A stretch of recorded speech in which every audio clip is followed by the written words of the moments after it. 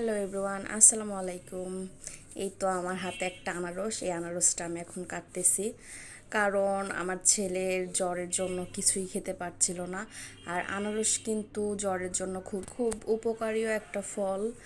আর এই আনারসটা খেলে আসলে মুখের রুচি অনেকটা আসে, আবার জ্বরও কমে যায়। আনারসে কিন্তু প্রচুর পরিমাণ ভিটামিন সি রয়েছে। আর এই আনারসটা এত মিষ্টি ছিল, সম্ভবত এটা মনে হলো যে আমার কাছে যে পাহাড়ি আনারস, বিশেষ করে কিন্তু পাহাড়ি আনারসগুলো অনেক মিষ্টি হয়, মধুর মতো মিষ্টি হয়।